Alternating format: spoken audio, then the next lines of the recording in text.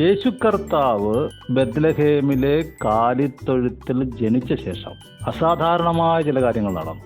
അതിലൊന്ന്, ദൈവദൂതന്മാർ ഇറങ്ങി വെളിമ്പ്രദേശത്ത് ആടുകളെ കാവൽ കാത്തു കിടന്ന് ഇടയന്മാർക്ക് പ്രത്യക്ഷനായി എന്നുള്ളതാണ്. എന്നിട്ട് അവരോട് ഈ വിവരം പറയുക. എന്നിട്ട് അവർക്ക് വേണ്ടി സ്വർഗീയ സംഘത്തിന്റെ ഒരു പാട്ടും പാടി. നമ്മളവർക്ക് എന്താണ് ഇതിന്റെ ഉദ്ദേശം? എന്തിനാണ് ഇവരെ അറിയിച്ചത്?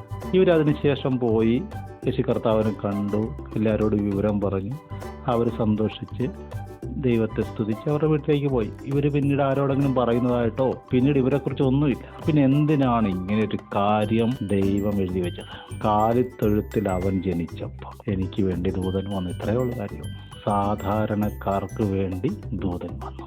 പണക്കാർക്ക് വേണ്ടി പോലീസ് വരും, പട്ടാളം വരും, മന്ത്രിമാർ വിളിക്കും, MLA വിളിക്കും, പ്രസിഡന്റുമാർ വിളിക്കും, ഭരണാധിപന്മാർ ഇടപെടും. എന്നാൽ ചെറിയവർക്ക് വേണ്ടി സ്വർഗത്തിൽ നിന്ന് ദൂത സംഘങ്ങൾ. എന്തിനാ? സന്തോഷിപ്പിക്കാൻ, പാട്ടുപാടിത്തരാൻ, ശുശ്രൂഷിക്കാൻ. യേശുവിൻ്റെ നാമത്തിൽ ഇന്നും സാധ്യമാണ്.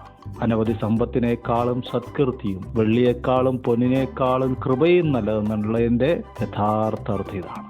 ലോകത്തെ ലജ്ജിപ്പിക്കും, ലോകത്തെ വെല്ലുവിളിക്കും.